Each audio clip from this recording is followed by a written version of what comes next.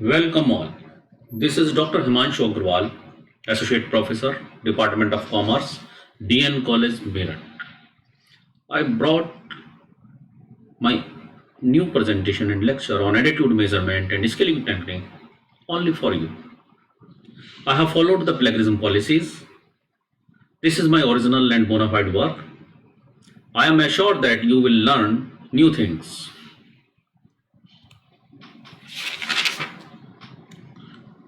Attitude attitude को हिंदी में हम भाव कहते हैं। एटीट्यूड या भाव किसी व्यक्ति के बारे में जाना जाता है। किसी भी व्यक्ति का एटीट्यूड या भाव एक बहुत ही कॉम्प्लेक्स व्यू है।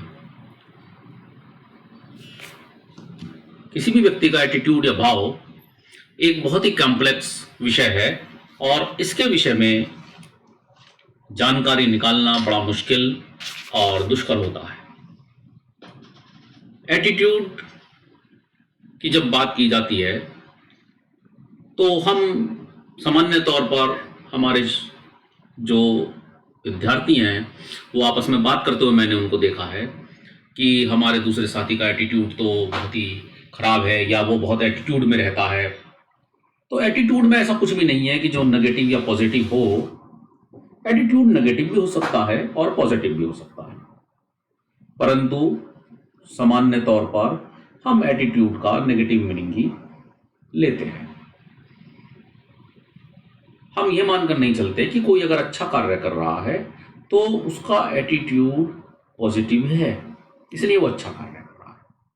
लेकिन अगर कोई व्यक्ति किसी से बात नहीं करता है, कम बात करता है, तो हम ये मान के चलते हैं कि ये अपने एटीट्यूड में रहता है। इसका अर्थ यह हुआ कि वो व्यक्ति यह मानता है कि दूसरा व्यक्ति एटीट्यूड में रहता है। इसका मतलब यह है कि एटीट्यूड एक नेगेटिव वर्ड है और अगर कोई व्यक्ति को यह कहा जाए कि वो एटीट्यूड में रहता है तो इसका मतलब यह होता है कि वो व्यक्ति खराब है और उसकी मन की अपनी भावना खराब है। ऐसा नहीं है। एटीट्यूड पॉजिटिव भी हो सकता है और एटीट्यूड नेगेटिव भी हो सकता है।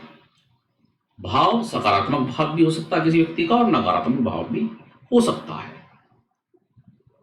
अगर देखा जाए तो भाव जो है वो एक प्रकार का मनोवैज्ञानिक दृष्टिकोण है किसी भी व्यक्ति का, लेकिन ये हमारे आंखों के दृष्टिकोण से भिन्न है। हम जब अपने आंखों की दृष्टि की बात करते हैं तो वहां पर दृष्टिकोण का मतलब होता है कि हमें जो चीज दिखाई दे रही है वो कितनी क्लियर है या कितनी दूर है, कितनी पास है और हमको क्या दिखाई दे रहा है। इसी तरीके से एटीट्यूड एक मनोवैज्ञानिक दृष्टिकोण है जो हमारे अंदर होता है। हमारे मन का विज्ञान, हमारे मन में क्या चल रहा है, हम चीजों को किस तरीके से ले रहे हैं। तो मनोवैज्ञानिक दृष्टिकोण की डिग्री पॉजिटिव है या नेगेटिव है, उस हिसाब से एटीट्यूड पॉजिटिव नेगेटिव बनता है।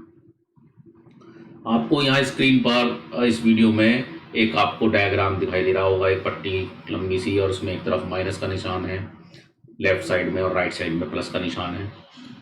माइनस और बीच में जो जीरो बनी हुई है इसका मतलब है सेंटर बिल्कुल न्यूट्रल, कि जो व्यक्ति इस जीरो पे है इसका मतलब ना उसका एटीट्यूड पॉजिटिव है और ना उसका एटीट्यूड नेगेटिव है। लेकिन जब इस जीरो से वो नेगेटिव निशान की तरफ चलता है तो उसका एटीट्यूड नेगेटिव एटीट्यूड होता है और जब वो पॉजिटिव की तरफ चलता है तो उसका एटीट्यूड पॉजिटिव होता है। अब बात यहाँ आती है कि नेगेटिव एटीट्यूड या पॉजिटिव एटीट्यूड एक्चुअल में है क्या, किस एटीट्यूड को हम नेगेटिव कहेंगे और किस एटीट्यूड को हम पॉजिटिव कहेंगे। जब हम मानवीय व्यवहार को करते हुए जीवन में और अपने आसपास के वातावरण में अपने कार्य से के प्रति समर्पित रहते हुए किसी अन्य के हित की अनदेखी नहीं करते हैं, तब हम सकारात्मक भाव से प्रेरित हैं, यह कहा जाता है। इसका अर्थ यह है कि हम अपना कार्य भी कर लें और किसी दूसरे व्यक्ति का नुकसान भी ना करें तो हम सकारात्मक भाव के प्राणी कहे जाएंगे। लेकिन जब हम अपना कार्य सिद्ध करने में मानवीय तत्वों को या वातावरणीय तत्वों को भूल जाते हैं और दूसरे के हित की भी उपेक्षा कर देते हैं, तब वो हमारा एटीट्यूड नेगेटिव एटीट्यूड हो जाता है। नकारात्मक भाव या सकारात्मक भाव, इसको दो श्रेणियों में हम भाव को बांट लेते हैं एटीट्यूड को। तो यहाँ पर यह अध्ययन इस तरीके से पूरा नहीं होता है, क्योंकि यह मैंने आपको शुरू में ही बताया था कि भाव को जानना, किसी व्यक्ति के भाव को जानना बड़ा कठिन कार्य होता है, बड़ा मुश्किल काम होता है, क्योंकि किसी भी व्यक्ति का एटीट्यूड समय के अंतराल में धीरे धीरे बनता है, तो उसमें बड़ी सघनता आ जाती है। बिल्कुल वैसे ही जैसे पेड़ का नीचे एक तना है, ऊपर जब हम देखेंगे तो शाखाएं हैं, शाखाओं की शाखाएं हैं और उन पर छोटी छोटी शाखाएं हैं और उसके ऊपर छोटे छोटे पत्ते निकले हुए हैं, कहीं बड़े पत्ते निकले हुए हैं, कोई शाखा मोटी है, कोई शाखा पतली है। इसी प्रकार एक व्यक्ति के भाव का निर्माण हो जाता है समय अंतराल में। इस प्रकार किसी व्यक्ति का अगर हम देखें तो ना उसका भाव पूर्णतः सकारात्मक हो सकता है और ना पूर्णतः उसका भाव नकारात्मक हो सकता है। भाव वाकई एक पेचीदा विषय है, उसको समझना बड़ा मुश्किल कार्य है। भाव व्यक्ति के हिसाब से, वस्तु के हिसाब से या अवस्था के हिसाब से बदल जाता है। यह बड़ा मुश्किल कार्य है। किसी व्यक्ति की क्या मनोदशा किस समय होगी, उस आधार पर उसके भाव में परिवर्तन आ जाएगा। कोई व्यक्ति किसी दूसरे व्यक्ति से क्या संबंध रखता है, किस तरीके की उसके साथ में चिढ़ है या उसको परेशानी है उससे, या दूसरे व्यक्ति ने उसको कितनी तकलीफें किस समय पर पहुंचाई हैं, उससे भाव में अंतर आ जाता है। लेकिन इन सब बातों के होने के बावजूद भी एक कंपनी को अपने ग्राहकों के भाव को समझना पड़ता है, क्योंकि बिना ग्राहकों के भाव को समझे हुए वो कंपनी जीवन में, अपने कंपनी जीवन में, अपने व्यापारिक जीवन में, व्यावसायिक जीवन में आगे नहीं बढ़ सकती। अब आप देखिए कि कंपनी अगर भाव को नहीं समझती है तो वो काम नहीं कर पाएगी, वो माल नहीं बेच पाएगी। मैं एक बहुत छोटे से उदाहरण से आपको इसमें बताना चाहता हूं। आपने महसूस किया होगा कि जब भी आप किसी शोरूम के अंदर एंटर करते हैं तो शोरूम के अंदर जितना भी स्टाफ उपस्थित होता है, वो सारा स्टाफ आपकी तरफ बड़ी तन्मयता से और उत्सुकता से देखने लगता है। वो वहीं से ही आपका आकलन शुरू कर देता है, आपके भाव को समझने की कोशिश करने लगता है कि आपने किस तरीके से एंट्री ली है, किस माध्यम से आप आए हैं। गाड़ी से आप आए हैं तो छोटी गाड़ी से आए हैं या बड़ी गाड़ी से आए हैं, रिक्शा से आए हैं, पैदल आए हैं, आपने किस तरीके के कपड़े पहन रखे हैं, आपका चाल चलन, चाल ढाल किस तरीके का है, बातचीत करने का अंदाज क्या है। वास्तव में शोरूम में जितने भी सेल्समैन उपस्थित हैं या हम कहें सेल्स वूमेन हैं, उनका संबंध आपकी इन बातों से बिल्कुल भी नहीं है। आप कैसे ही चलते हो, कैसी गाड़ी से उतरे, लेकिन वो इन सब बातों से, हाव भाव से आपके ये महसूस करना चाहते हैं कि आपकी खरीद का लिमिट क्या है, आप कितना माल खरीद सकते हैं, कितने रुपए तक का माल खरीद सकते हैं। आपकी कायदे में कहें हम तो वो केवल ये आकलन करते हैं कि आपकी मौद्रिक क्षमता कितनी है, या अगर आपको थोड़ा सा भी समझाया जाएगा या मोटिवेट किया जाएगा या आपको इमोशनल ब्लैकमेल किया जाएगा तो आपकी मौद्रिक क्षमता में उतराव चढ़ाव आ सकते हैं या नहीं आ सकते हैं। मात्र उनका इतना काम होता है। और यहां पर यह तथ्य भी क्लियर हो जाता है कि कोई भी कंपनी अपने कस्टमर की मौद्रिक क्षमता को ऊपर नीचे करने के उद्देश्य से अपने ग्राहकों के एटीट्यूड को, भावों को मेजर करना चाहती है, मापना चाहती है। वो ये देखना चाहती है क्या उनके एटीट्यूड में फर्क आता है या नहीं आता है, या उनका एटीट्यूड बिल्कुल स्थिर रहता है, उनको कुछ भी कहा जाए, कुछ भी फैसिलिटीज दी जाए तो उनके एटीट्यूड में चेंज नहीं होता है। तो ऐसे कस्टमर उनके लिए बहुत अच्छे कस्टमर्स नहीं होते। वो ये चाहते हैं कि ऐसा कस्टमर हो जो उनके कहने के अनुसार भाव में उसके परिवर्तन आ जाए और वो चीजों को, महंगी चीजों को भी खरीद ले, ज्यादा चीजों के बारे में जानने की कोशिश ना करे और एकदम से चीजें खरीद ले। अब अगर खरीदार के बारे में कोई कंपनी मंथन नहीं करती है, अपने ग्राहक का उसका क्या बेस है, कितने ग्राहक है, मार्केट में उसका कितना शेयर है, तो वे अपने प्रोडक्ट और सर्विस के बारे में भी पोटेंशियल खरीदारों को नहीं अनुमान लगा पाएंगे। और ऐसी अवस्था में जो उसके बाजार के निर्णय होंगे वो ना तो कोई बहुत ज़्यादा इफेक्टिव प्रभावशाली होंगे और ना ही कोई तर्कसंगत और विवेकपूर्ण होंगे, और बहुत जल्दी वो कंपनी ऐसा माल प्रोड्यूस कर देगी कि जो बाजार में उपलब्ध कस्टमरों के भावों से मेल नहीं खाता होगा, और अंततः वो उनका माल खरीदेंगे नहीं, या अगर खरीदेंगे तो वो दोबारा नहीं खरीदेंगे।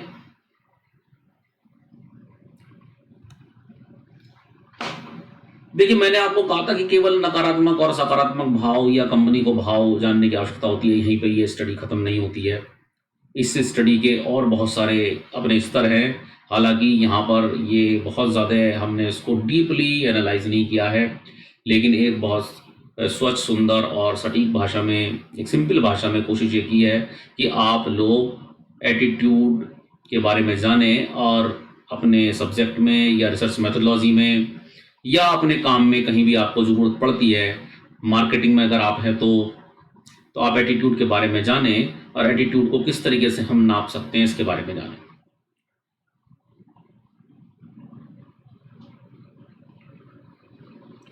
अब बात यहाँ पर ये आती है कि एटीट्यूड नेगेटिव हो या पॉजिटिव हो, या जैसा मैंने कहा आपको कि एटीट्यूड मिक्स भी हो सकता है, या एटीट्यूड आपका डिफरेंशियल हो, किसी चीज के लिए कुछ है, किसी चीज के लिए कुछ है, आपका एक जैसा एटीट्यूड नहीं रहता। आपसे यहाँ मतलब पर्टिकुलरली आपसे नहीं है, मतलब कोई भी एक कहना चाहिए कि सैंपल से है। एटीट्यूड क्या जन्मजात होता है या बाद में विकसित हो जाता है? ये एक बहुत बड़ा प्रश्न हमारे सामने है कि एटीट्यूड जन्मजात है या बाद में विकसित हो गया है।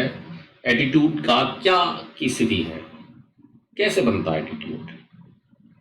अब देखिए, हमारा एटीट्यूड कैसे बनता है, ये एक कॉम्प्लेक्स प्रोसेस है, और हमारे जन्म से ये प्रोसेस शुरू हो जाता है, और धीरे धीरे जैसे हमारी एज बढ़ती रहती है वैसे ही हमारे एटीट्यूड में परिवर्तन आते रहते हैं।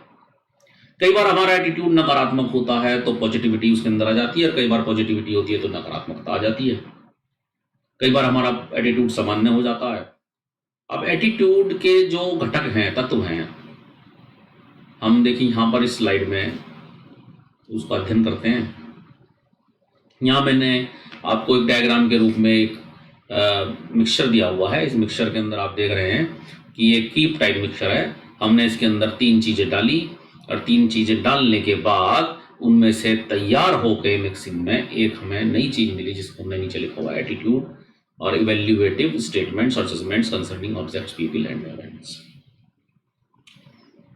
एटीट्यूड को बनाने में 3 तत्व काम करते हैं: कॉग्निटिव कंपोनेंट, अफेक्टिव कंपोनेंट और बिहेवियरल कंपोनेंट।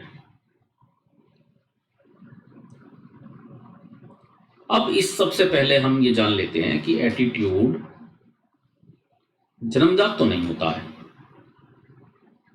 परंतु एटीट्यूड का निर्माण जिस प्लेटफॉर्म पर होता है वह जन्मजात होता है। जब एक बच्चे का जन्म होता है तो उसके पास एक मिनिमम सॉफ्टवेयर्स होते हैं और एक स्टैंडर्ड सॉफ्टवेयर्स होते हैं, और स्टैंडर्ड उसके पास हार्डवेयर होते हैं। ये एटीट्यूड एक सॉफ्टवेयर ही है। आपने देखा कि कोई भी बच्चा जब पैदा होता है, पैदा होने के कुछ समय बाद उसका एक टाइप ऑफ बिहेवियर होता है कि जिस तरीके से बिहेवियर करेगा, वही बेसिस होता है एटीट्यूड के फॉर्म होने का। सबसे पहला इसमें तत्व आता है कॉग्निटिव कंपोनेंट, जिसको हम बोधात्मक तत्व भी कहते हैं। एक प्रकार के ये हमारे विश्वास और विचार होते हैं कॉग्निटिव कंपोनेंट्स, जो हम किसी भी सेवा के बारे में, किसी भी सूचना के बारे में, किसी भी परिस्थिति के बारे में, किसी भी वस्तु के बारे में या किसी भी हम व्यक्ति के बारे में जिनको बनाकर चलते हैं, ये हमारा मस्तिष्क हमेशा मंथन करता रहता है और मंथन करते करते वो इन कॉग्निटिव कंपोनेंट्स को डेवलप करता रहता है। सुबह से शाम तक हम लगे रहते हैं कामों में। अब देखिए, उदाहरण के तौर पे मैं आपको समझाता हूं। आपने देखा होगा कि कुछ अपने लोगों को ऐसा देखा होगा कि जो रोज सुबह उठते हैं और चाय पीते पीते वो अखबार पढ़ना पसंद करते हैं। ये पसंद और नापसंद उनका सालों का, इसी सालों में इसी काम को करते रहने का परिणाम होती है। आप सुबह उठे, आपने एक कप चाय बनवाई या बनाई और आपको किसी ने दी घर में, और आपने फिर न्यूज़पेपर लिया और न्यूज़पेपर पढ़ना शुरू करा। जब आप रेगुलर इस काम को करते रहते हैं तो रेगुलरली आपका ये एक बायोलॉजिकल क्लॉक फिक्स हो जाती है, आपका टारगेट बन जाता है कि रोज मुझे सुबह उठना है, इसको मुझे न्यूज़पेपर पढ़ना है साथ में। और धीरे धीरे आपको जिस दिन ये काम नहीं होगा उस दिन आपको एक इरिटेशन फील होगी, एक गैप फील होगा, एक वैक्यूम फील होने लगेगा। और अगर आपको 2-3 दिन इस तरीके से ना हो, चाय के साथ न्यूज़पेपर पढ़ने को ना मिले, तो आपको एक परेशानी सी महसूस होगी। और फिर एक दिन आपको न्यूज़पेपर पढ़ने को मिले तो आपको बड़ी तसल्ली सी महसूस होगी, बड़ा हर्ष उल्लास होगा आपको, और आपको बड़ा सुकून महसूस होगा कि भाई आज मैंने एक बहुत बड़ा काम अपना करा है। इसी को हम कॉग्निटिव कंपोनेंट कहते हैं। और आप लोगों को बताओगे भाई सुबह उठें और सुबह उठते हम न्यूज़पेपर पढ़ें, इससे बड़ी प्रसन्नता मिलती है। या बहुत सारे लोगों ने, आपने देखा होगा, फुलवारी लगा रखी है घर में, छोटा मिनी किचन गार्डन लगा रखा है, वो उसमें काम करते हैं और वो कहते हैं बड़ा मुझे हैप्पीनेस फील होती है। ये एक बिलीफ है कि आपको लगता है कि मैं इस काम को करने से खुशी मिलेगी, तो आप लोगों को सलाह देने लगते हैं। और ये कंपोनेंट हमारा सालों में धीरे धीरे डेवलप होता है और कई बार ये कंपोनेंट हमारा खत्म भी हो जाता है एकदम से। आप रोज एक पर्टिकुलर काम करते हैं, आपको लगता है कि इससे, इस काम को करने से मुझको ये वाला फायदा हो रहा है, और फिर अचानक ऐसा होता है कि उस काम को करने से वो आपको फायदा होना बंद हो जाता है। बिल्कुल वैसी कि जैसे आप सोचें कि मैं सुबह को उठ के अगर 4 नीम के पत्ते खा लूं तो मेरी शुगर कंट्रोल रहेगी। और कई बार आपकी एक कोइंसिडेंस की वजह से शुगर कंट्रोल रहती है, आप चेक करते हैं शुगर कंट्रोल मिलती है। आप पत्ते नहीं खाते, शुगर कंट्रोल नहीं रहती, शुगर बढ़ जाती है। लेकिन अचानक फिर आपको कुछ दिनों बाद महसूस होता है कि ऐसा नहीं है कि मैं पत्ते खाने से, मैं पत्ते खाने के लिए जिस पेड़ के पास तक जा रहा था, आ रहा था, उसके चलने फिरने से, मेरे मूवमेंट से मेरी शुगर कंट्रोल होगी। तो बिलीफ आपका टूट भी जाता है। देखिए, दूसरा तत्व आता है इफेक्टिव कंपोनेंट। इफेक्टिव वर्ड जो है वो अफेक्शन से बना है। अफेक्शन का मतलब होता है स्नेह, प्रेम। और इफेक्टिव कंपोनेंट, इसको हिंदी में कहते हैं भावात्मक तत्व। ये एक प्रकार की भावनाएं और एहसास होते हैं, इमोशंस और फीलिंग्स। और ये इमोशंस और फीलिंग्स जो हैं आपके इफेक्टिव कंपोनेंट्स को बनाती हैं। और ये इमोशंस फीलिंग्स आपको पर्टिकुलर चीजों के प्रति हो सकती हैं, सूचनाओं के प्रति हो सकती हैं, सेवा के प्रति हो सकती हैं। आप देखिए कि आपको अपने कमीज से प्यार हो जाता है, अपने जूतों से प्यार हो जाता है। अगर आपकी कमीज बेड पे रखी हुई है और उसको उठा कर कोई आपका भाई बहन आए और उसको फेंक दे, एक तरफ रख दे, तो आपको बड़ा गुस्सा आता है। तो दैट इज अफेक्टिव कंपोनेंट। बात यहाँ पे आती है कि इमोशंस और फीलिंग्स, 2 वर्ड यहाँ पे, नए वर्ड एक साथ प्रयुक्त हुए हैं, और आप अगर जानने की कोशिश करेंगे तो इन दोनों का मतलब आपको एक जैसा दिखाई देगा, लेकिन ऐसा नहीं है। यहाँ समझना इसलिए आवश्यक है क्योंकि जब तक आप इमोशंस और फीलिंग्स को नहीं समझेंगे, आप इफेक्टिव कंपोनेंट को समझ नहीं पाएंगे। ये दोनों चीजें अलग अलग होती हैं। इमोशंस वो होते हैं कि जो आप जाने अनजाने में एकदम व्यक्त कर देते हैं, और फीलिंग्स वो होती हैं जो आप जानते बूझते हुए व्यक्त करते हैं। किसी दूसरे व्यक्ति की मदर को बीमार देखकर आपको रोना आ जाए, वो आपके इमोशंस हैं। और आपकी मदर बीमार हो खुद की और आप उसमें रोते हो, वो आपकी फीलिंग्स मदर के प्रति।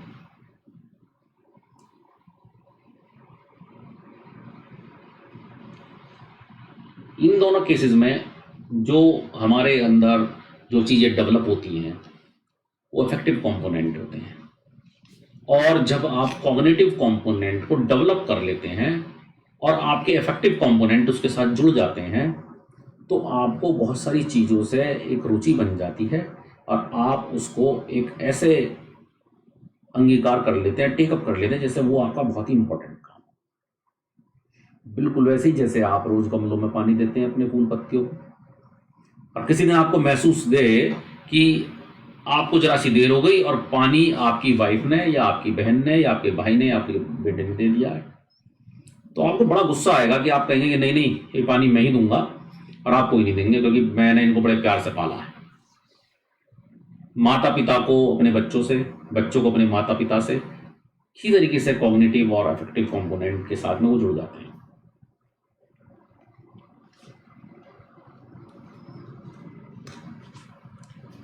अब देखिए, भावनात्मक ये अफेक्टिव कंपोनेंट जन्मजात हो सकते हैं। मैं ये नहीं कहता कि जन्मजात नहीं होते हैं, ये जन्मजात होते हैं। बहुत सारे बच्चे जन्म से ही बहुत अटैचमेंट फील करते हैं, बहुत सारे बच्चे नहीं करते हैं। बहुत सारे बच्चे अपनी चीजों को संभाल कर रखने की आदत होती है और बहुत सारे बच्चों की नहीं होती है।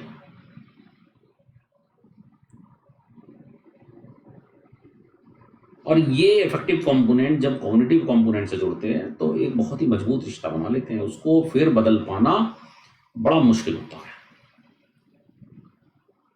देखिए, तीसरा तत्व जो है इसमें वो बिहेवियरल कंपोनेंट है, व्यवहारात्मक तत्व है।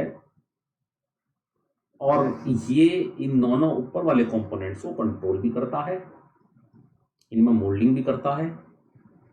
और इन दोनों अफेक्टिव कंपोनेंट और कॉग्निटिव कंपोनेंट से कई बार जब हम एक गलत इफेक्टिव और कॉग्निटिव कंपोनेंट में फंस जाते हैं तो उससे निकालने की भी हमें सहायता करता है।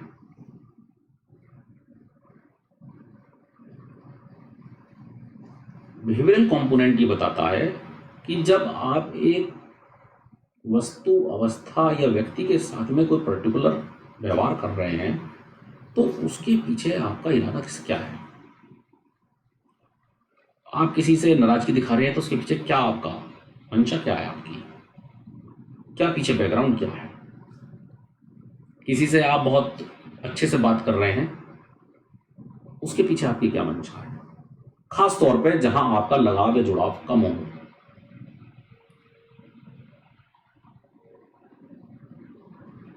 बात आती है व्यवहार की। व्यवहार क्या है? व्यवहार किसी अन्य व्यक्ति के प्रति, किसी वस्तु के प्रति, किसी अवस्था के प्रति, मतलब सिचुएशन के प्रति, तथा किसी सेवा के प्रति एक प्रकार की प्रीडिस्पोजिशन है, पूर्व प्रवृत्ति है, पूर्व प्रवृत्ति है व्यवहार, जो आपके अंदर एक फिक्स होती है। एक भिखारी ने आपसे पैसा मांगा, आपने 5 रुपए से चुपचाप दे दिए। दूसरे व्यक्ति से मांगा, उसने दुत्कार के उसको भगा दिया। तो ये अचानक होती है, एक पहले से सेट होता है थोड़ा सा।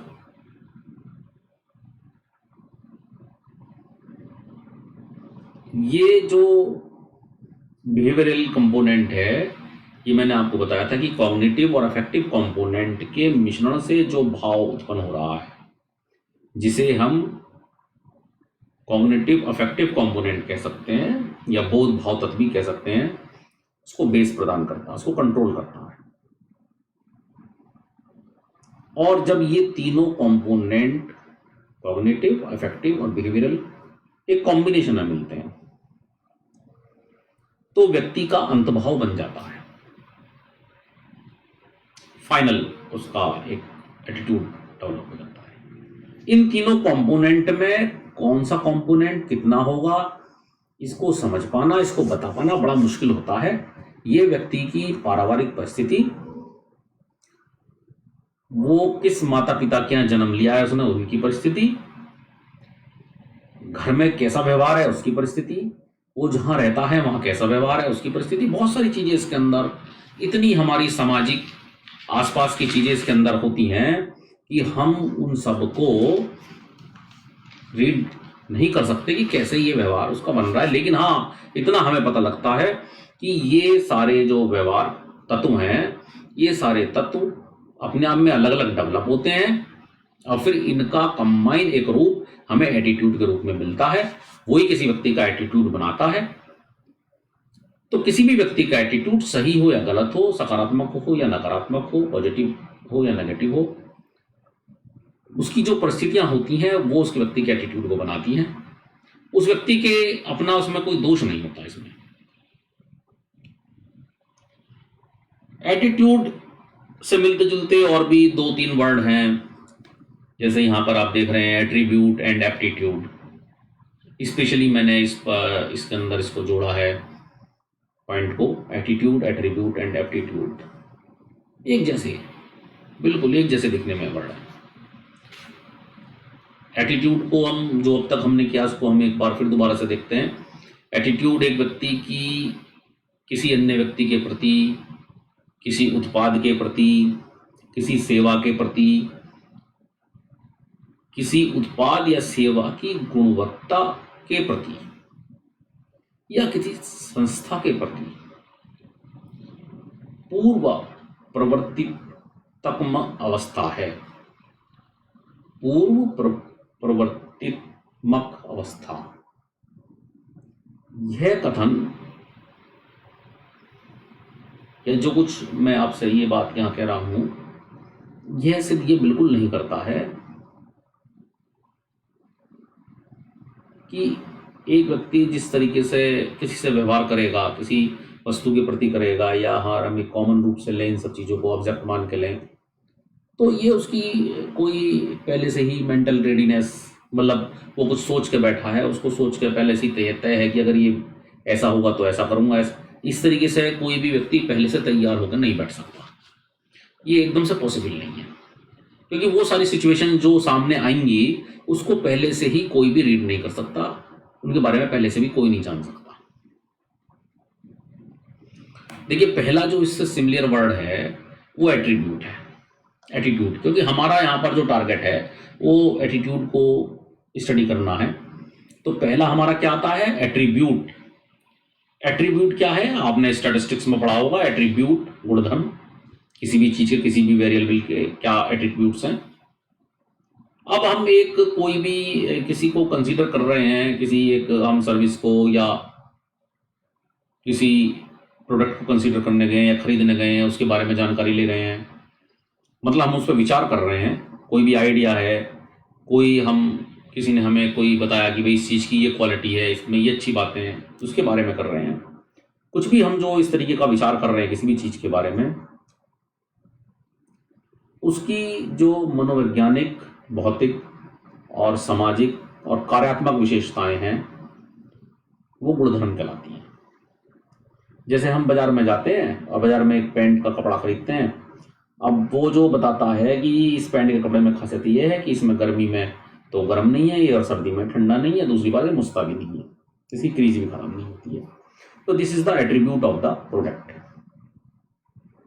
अब बात आती है अगला जो इससे मिलता जुलता वर्ड है, एप्टीट्यूड। देखिए, एप्टीट्यूड क्या है? एप्टीट्यूड आपने पढ़ा होगा, मैथमेटिकल एप्टीट्यूड। आप एग्जाम्स देते हैं, एप्टीट्यूड का एग्जाम उसके अंदर होता है। एप्टीट्यूड को हिंदी में हम योग्यता कहते हैं, और योग्यता एक जन्मजात क्षमता है। कई बार वो विकसित होती है और कई बार वो विकसित नहीं होती। इस प्रकार योग्यता एक जन्मजात विकसित या अविकसित क्षमता होती है, और ये क्षमता कायदे में एक सामान्य अवस्था में तो हर व्यक्ति काम कर रहा है, जैसे चलना फिरना, बोलना, खाना पीना। बहुत ही कम लोग होते हैं जो नहीं कर पाते हैं, नहीं तो सभी अधिकतर ये सामान्य काम कर रहे हैं। लेकिन योग्यता, आप पैदल स्कूल चले गए, अपने कॉलेज पहुंच गए, ये आपकी योग्यता नहीं है। हाँ, अगर आपका स्कूल बहुत दूर है, इतनी दूर है कि एक व्यक्ति पैदल वहां नहीं जा सकता, और फिर भी आप जा रहे हैं, तो ये आपकी योग्यता बन जाएगी। लेकिन जब हम कोई विशेष कार्य करते हैं तब योग्यता मानी जाती है। जैसे किसी मुश्किल प्रॉब्लम को सॉल्व कर देना, मैथमेटिकल प्रॉब्लम को, कि वो मैथमेटिकल प्रॉब्लम को एकदम सॉल्व कर देता है, ये योग्यता है।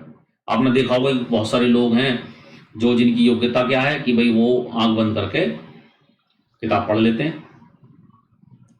और जब कोई योग्यता ऐसी हो कि जो दूसरे व्यक्ति में उपलब्ध ही ना हो, आसानी से अतुलनीय हो, तब वो टैलेंट में बदल, प्रतिभा में बदल जाती है।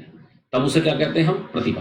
हालांकि देखिए, ये दोनों जो हमने एट्रीब्यूट और एप्टीट्यूड पढ़े, ये हमारे टॉपिक से यहाँ रिलेट करते हैं, लेकिन डायरेक्टली हमारे टॉपिक में नहीं थे। लेकिन फिर भी हमने इसलिए कि कई बार कंफ्यूजन हो सकता है कि what is attitude and what is attribute and what is aptitude, एक जैसे वर्ड हैं, तो इसलिए यहाँ उनको क्लियर किया गया।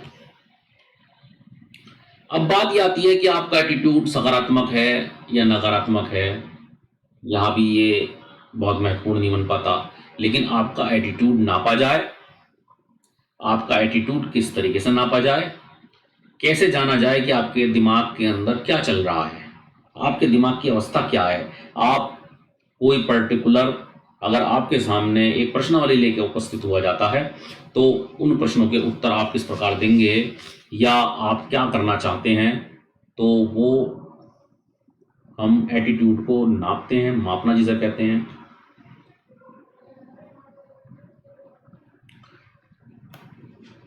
अब यहाँ सबसे बड़ी मुश्किल ये आती है कि किसी भी व्यक्ति के एटीट्यूड को समझना बड़ा मुश्किल कार्य है, कठिन है। किसी भी सामने वाले व्यक्ति के दिमाग के अंदर क्या चल रहा है, ये बड़ा मुश्किल हो जाता है जानना, क्योंकि ह्यूमन एक बड़ा इमोशनल एक क्रिएचर है, और उसको जब ये लगता है कि सामने वाला व्यक्ति मुझे रीड करने की कोशिश कर रहा है, तो वो अपने सारे खिड़की दरवाजे बंद कर लेता है और वो कोशिश ये करता है कि सामने वाला व्यक्ति मुझे रीड ना कर पाए। मैं कौन हूँ, कहाँ से आया हूँ, क्या कर रहा हूँ, कहाँ मुझे जाना है, मेरा क्या, इस तरह इस बात को रीड ना कर ले।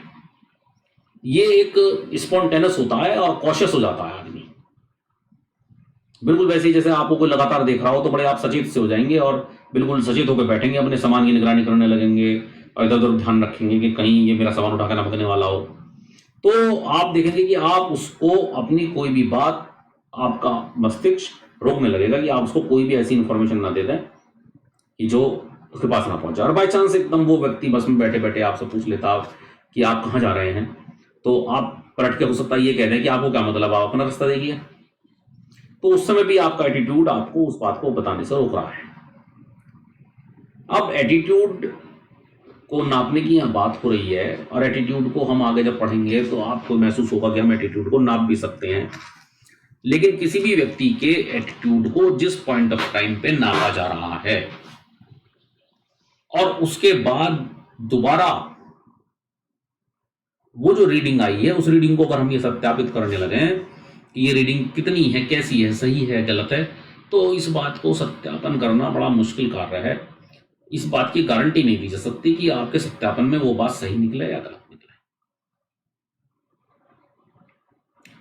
अनेबल टू वेरीफाई, क्योंकि किसी भी व्यक्ति के एटीट्यूड के सत्य और शुद्ध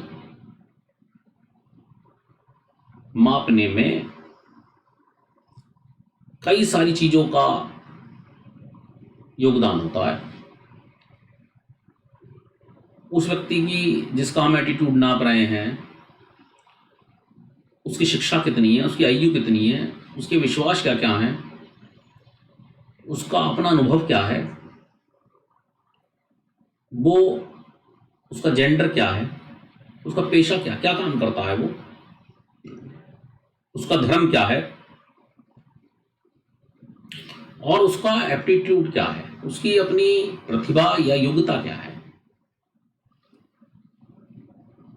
उसका अपना स्तर क्या, जीवन स्तर क्या है उस व्यक्ति का। ये सारी चीजें मिलकर कंट्रीब्यूट करती हैं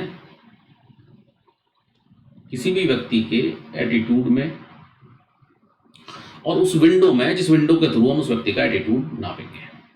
अगर हम कहें एक सामान्य भाषा में और थोड़ी सी एक इडियोमेटिक भाषा में कि ये इतनी सारी चीजें मैंने जो आपको बताई हैं लाल रंग से यहाँ लिखी हुई हैं, ये सारे पहरेदार हैं, उस दरवाजे के पहरेदार हैं जिस दरवाजे के अंदर घुसने के बाद आप एटीट्यूड को नापेंगे। आपको इन सब से परमिशन लेके ही अंदर जाना पड़ेगा, और इन सब से परमिशन आपको मिल जाए और आप एटीट्यूड वाले कमरे में पहुंच जाए, ये बड़ा मुश्किल काम है। अब ये सब बातें जो बताई जा रही हैं, मैं फिर आपको ध्यान दिला दूं, ये कहीं भी इस बात को यहाँ पे गारंटी नहीं करती हैं कि इन सब बातों को जानने के बाद या इन सब बातों का प्रयोग करने के बाद आप सामने वाले व्यक्ति की एटीट्यूड को मापने के पश्चात उस एटीट्यूड की सत्यता को भी परख रहे हैं। ऐसा बिल्कुल भी नहीं है। अब कंपनीज के सामने, संस्थाओं के सामने अपना माल बेचने का प्रश्न था, और ये भी था कि माल हमें बेचना है। अब हम जिसको ज़्यादा माल बेचना चाह रहे हैं वो ज़्यादा माल खरीदने का उत्सुक ही नहीं है, और जिसको हम कम माल बेच गए और ज़्यादा हमने नहीं दिया वो ज़्यादा माल खरीदने का उत्सुक था। या हम किस तरीके का माल किस तरीके के व्यक्ति को बेचेंगे। अब आप देखें, मोबाइल फ़ोन है, मोबाइल फ़ोन तो एक जनरल एक वर्ड है, और मोबाइल फ़ोन में भी कई सारे ग्रेड आ रहे हैं। कोई 10,000 का है, कोई 50,000 का है, कोई लाख रुपए का है, कोई 2 लाख रुपए का है। अब कौन से वाला मोबाइल फ़ोन किस व्यक्ति को बेचा जाए, इसी के लिए हमें भाव को नापने की आवश्यकता पड़ती है, भाव को जानने की आवश्यकता पड़ती है। अब बहुत सारे हमारे मैनेजमेंट एक्सपर्ट्स ने, मार्केटिंग एक्सपर्ट्स ने, सोशोलॉजिस्ट्स हैं, समाजशास्त्रियों ने और मनोवैज्ञानिक लोगों ने बहुत सारी तरह तरह की ट्रिक और टेक्निक सप्लाई की, बहुत सारी तकनीकें बनाई जो एटीट्यूड को नाप लें और सही और शुद्ध एटीट्यूड को नाप लें।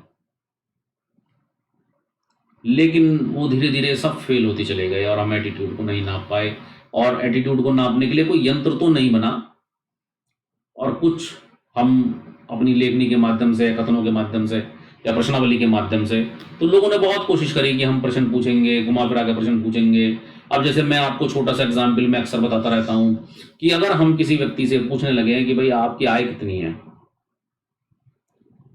और वो हमें बता भी दे कि मेरी आय 10,000 रुपए है, तो यहां पर इस बात को दोबारा से वेरीफाई करना कि वाकई उसकी आय 10,000 रुपए बड़ा मुश्किल काम है।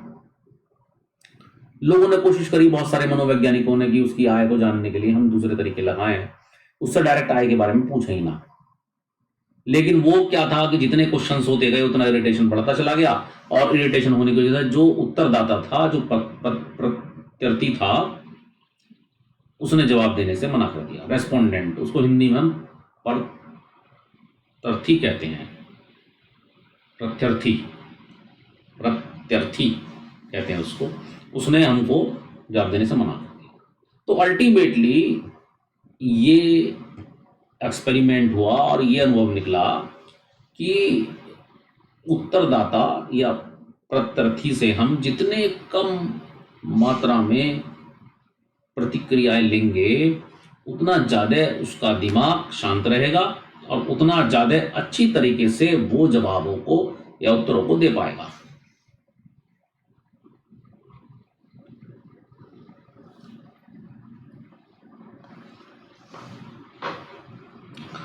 अब उत्तरदाताओं से किसी अवस्था या वस्तु के संदर्भ में अनुकूल या प्रतिकूल कथनों के माध्यम से उनकी सहमति और असहमति जानने की बात आई। इसका मतलब ये था कि हम उनसे प्रश्न तो ना पूछें, हम उनके सामने कुछ कथन रख दें, स्टेटमेंट्स। कथन का और प्रश्न में फर्क होता है। प्रश्न का तो मतलब ये है कि क्या आप चाय पिएंगे, ये तो प्रश्न है। हाँ नहीं भी कह सकते हैं।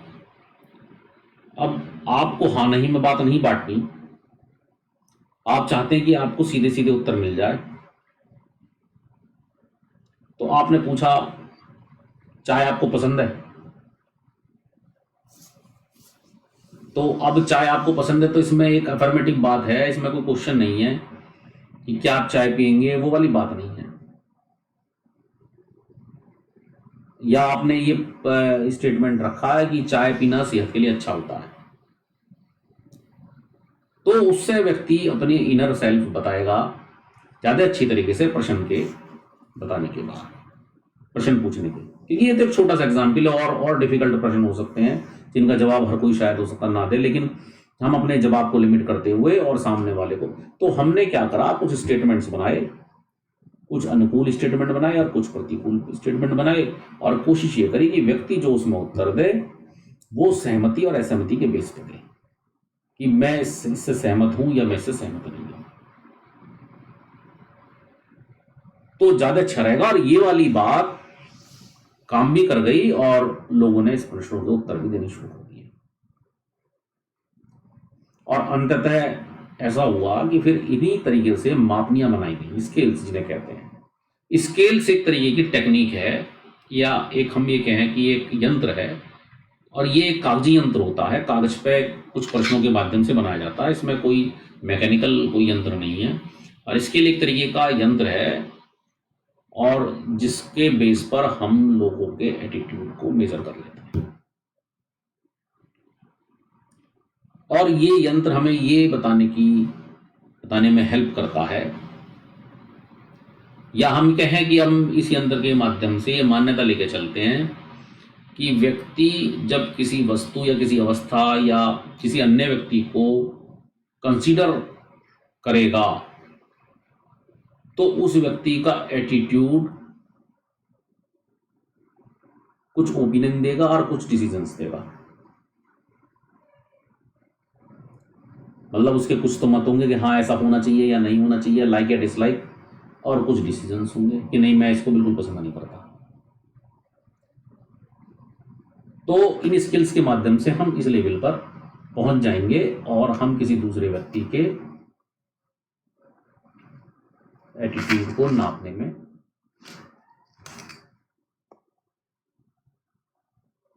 सफल हो जाएंगे।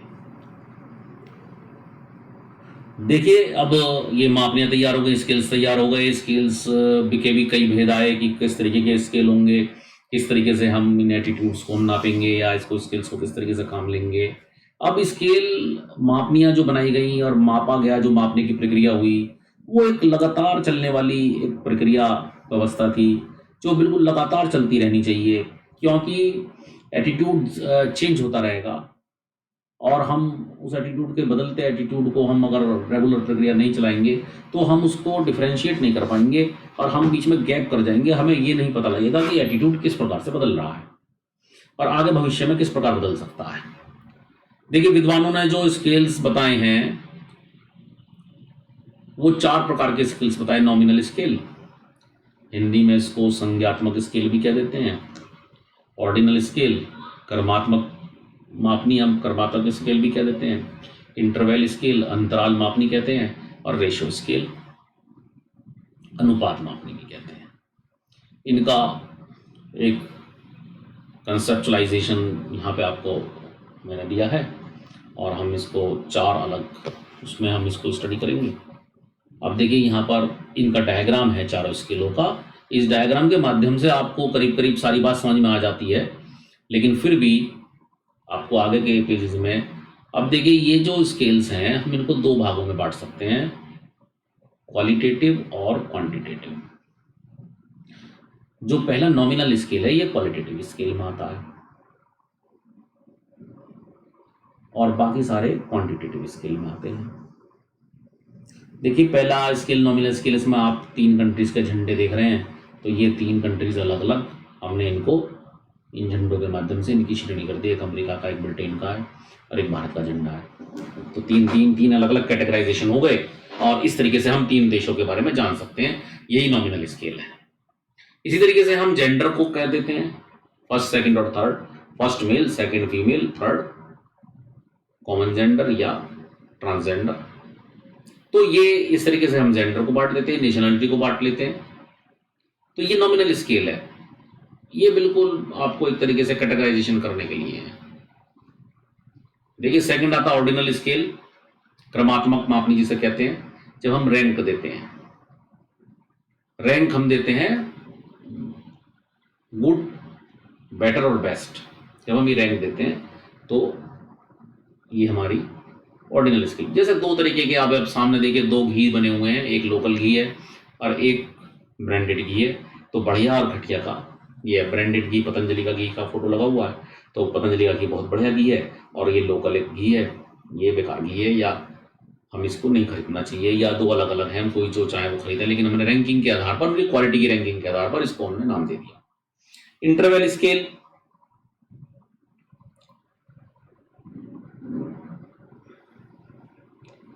इंटरवल स्केल यहाँ पर देखिए थोड़ा सा कुछ गलत हो गया है, टाइपिंग मिस्टेक है, रैंक लेवल ऑफ मेजरमेंट गलत हो गया है, ये डिफरेंस है। डिफरेंस दो अलग अलग वेरिएबल्स के बीच में कितना डिफरेंस है, नीचे लिखा भी है टेम्परेचर डिफरेंस, दो लेवल के बीच में कितना डिफरेंस है, दैट इज इंटरवल स्केल।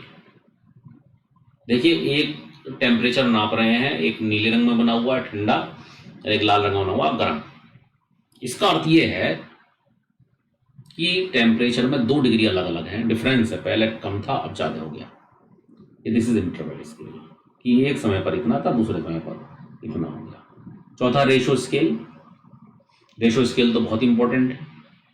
यहाँ देखिए आप, एक ग्रुप छोटा है, एक ग्रुप बड़ा है, ये रेशो स्केल है कि किसकी रेशो ज़्यादा है, किसकी रेशो कम है। आपने ढेरी बनाई दो, एक ढेरी में ज़्यादा गेहूँ है, दूसरी ढेरी में कम गेहूँ है। आपने वजन करा, वजन में आपने बताया कि 20% 30% का फर्क आ रहा है, तो that is called ratio scale. देखिए यहाँ पर हम अब अलग अलग स्लाइड्स में नॉमिनल स्केल और इनके बारे में बातें जानेंगे।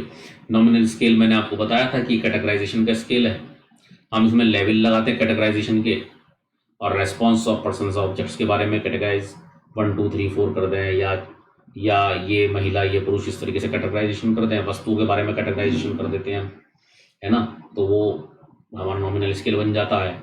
इसमें कैटेगरीज के बीच में कोई रिलेशनशिप नहीं होती है, कोई रैंकिंग नहीं होती है, कोई ऑर्डर नहीं होती है, बस एक सिंपल कैटेगराइजेशन होता है।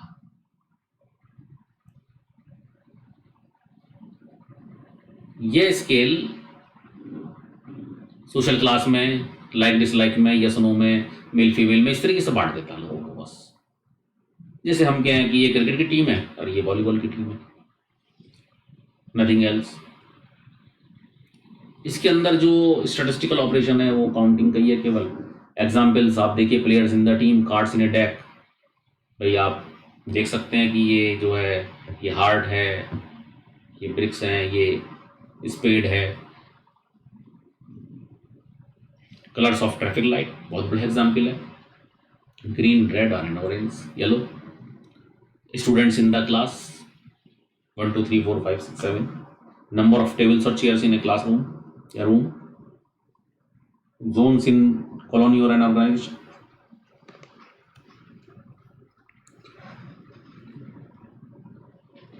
ऑर्डिनल स्केल, ऑर्डिनल स्केल ये हम रेस्पॉन्सेस को, लोगों को और वस्तुओं को ऑर्डर्स में रैंकिंग प्रदान करते हैं, रैंक देते हैं। पहले नंबर पे ये वाला स्टूडेंट आया, दूसरे नंबर पे ये वाला स्टूडेंट आया है, ये वाला स्टूडेंट अच्छा स्टूडेंट है, ये खराब स्टूडेंट है। लेकिन इन दोनों के बीच में कितना फर्क है, कितना डिफरेंस, अंतर कितना है, इस बात का इसमें कोई संबंध नहीं, तो रैंक होती है। बिल्कुल ऐसे देखिए आप, क्लास में 100 में से नंबर बटे लोगों को मिले अपने परीक्षा के अंदर, जो पहले नंबर पर बच्चा है जिसको हमने पहली रैंक दी है उसके पता लगा 60% है, और दूसरे नंबर पर जो बच्चा आया है उसका पता लगा 40% है, और तीसरे नंबर पर जो बच्चा आया उसका पता लगा 39% है। तो जो दो रैंक के बीच में जो गैप है वो हर किसी में बराबर नहीं होगा, उसको बराबर नहीं माना जा सकता, उसके मैग्नीट्यूड टू वेरिएबल्स के बीच में। इसको हम कंपैरिजन के रूप में भी यूज कर सकते हैं एट्रीब्यूट्स के स्केल को, कि किसी में कोई गुण है, किसी में कोई गुण है। इसमें स्टैटिस्टिकल ऑपरेशन जो है वो मीडियन और मोड ही होता है, और इसका एग्जाम्पल जो है भाई, टीम के अंदर अच्छे खिलाड़ी, खराब खिलाड़ी और बहुत बड़े खिलाड़ी, और ग्रेड्स एग्जाम में ABC ग्रेड होते हैं, मॉडल्स ऑफ कार होते हैं, मोबाइल फ़ोन के मॉडल्स होते हैं, डेबिट कार्ड के मॉडल्स, डेबिट कार्ड के टाइप है प्लेटिनियम, गोल्ड, सिल्वर, और रिक्रूटमेंट सिलेक्शन होता है कि भाई ये सेलेक्ट हो गया, ये नहीं हुआ, तो ये इस तरीके का इसके अंदर होता है। इंटरवल स्केल, देखिए जो ऑर्डिनल स्केल और नॉमिनल स्केल की जो कमियां थी वो इंटरवल स्केल में पूरी करने की कोशिश की गई, और उनको एडजस्ट किया गया एक लेवल तक। और इसमें एक पॉइंट 0 माना गया आर्बिट्रेटरी, कि भाई ये पॉइंट आर्बिट्रेरी 0 है, और इससे सीरीज शुरू होगी, ये 0 फिर 1 फिर 2 फिर 3 फिर 4 फिर 5, और वो इक्वल अंतराल पे होंगे। जैसे आप देखें किलोमीटर के निशान 0 से शुरू हुए, 1 किलोमीटर 2 किलोमीटर, अब 0 और 1 के बीच में जितनी दूरी है और 1 और 2 के बीच में भी उतनी दूरी होगी, तो that is called interval scale. लेकिन ये मैग्नीट्यूड को नहीं नापता है, ये अंतर को तो नापता है लेकिन मैग्नीट्यूड को नहीं नापता है। कि जो एक पॉइंट की जैसे 0 पॉइंट है, 1 पॉइंट है जहां से शुरू किया गया, उसका अपना मैग्नीट्यूड कितना है, इनहेरेंट मैग्नीट्यूड कितना है उसको नहीं नापता है ये। स्टैटिस्टिकल ऑपरेशन इसके अंदर mean, standard deviation, correlation t test और एफ टेस्ट होते हैं। इधर एक मैंने आपको दिया है बना के, देखिए स्टैटिस्टिक्स में आप यूज करते हैं कि आप एक ग्रुपिज्म कर लेते हैं, ग्रुप बना लेते हैं 5000 से कम, 5001 से 8000 तक, 8001 से 11000 तक, हर किसी में जो इंटरवल है वो करीब करीब बराबर है ना, और उस हिसाब से हम इसको देख लेते हैं कि भाई किस तरीके से चल रहा है, टाइम है, टेम्परेचर है, डेट है, वोल्टेज है, मेजरिंग टेप है। ये हमारे इंटरवल स्केल के अच्छे एग्जाम्पल्स हैं। लास्ट स्केल आपका रेशियो स्केल है। रेशियो स्केल सबसे ज़्यादा स्ट्रॉन्ग स्केल है। हम 2 वेरिएबल्स के बीच में एग्जैक्ट वैल्यू में उनके डिफरेंस को या मैग्नीट्यूड को नाप सकते हैं, और 0 की क्लियर डेफिनेशन हो सकती है हमारे पास कि 0 की क्या डेफिनेशन है, क्या मतलब 0 कितनी % है किसी भी चीज़ का, आप रोज निकालते हैं। 2 इंटरवल के बीच में कितना डिफरेंस है इसको भी हम नाप लेते हैं। इसमें स्टैटिस्टिकल ऑपरेशन जो है वो जियोमेट्रिक मीन है, हार्मोनिक मीन है, कोफिशिएंट ऑफ वेरिएशंस हैं, और इसके examples weight, height, income, votes in an election, marks of students, market share of a company, ये इसके अंदर इसके एग्जांपल्स हैं। तो इस तरीके से बहुत ही सामान्य भाषा में बहुत इजीली मैंने आपको कोशिश की है एटीट्यूड और उसका मेजरमेंट किस तरीके से होता है। आप में से लोगों को पसंद आएगी, और हो सकता है कि बहुत सारे लोगों को ये बहुत सामान्य लगे। इससे आगे कभी आपको सुनने के लिए मिलेंगे, आप मेरे चैनल पे जाइए और मेरे चैनल को लाइक कीजिए और सब्सक्राइब कीजिए। और इसी के साथ आपने बड़ी तन्मयता से इसको सुना, टाइम दिया, इसके लिए धन्यवाद। Thank you very much.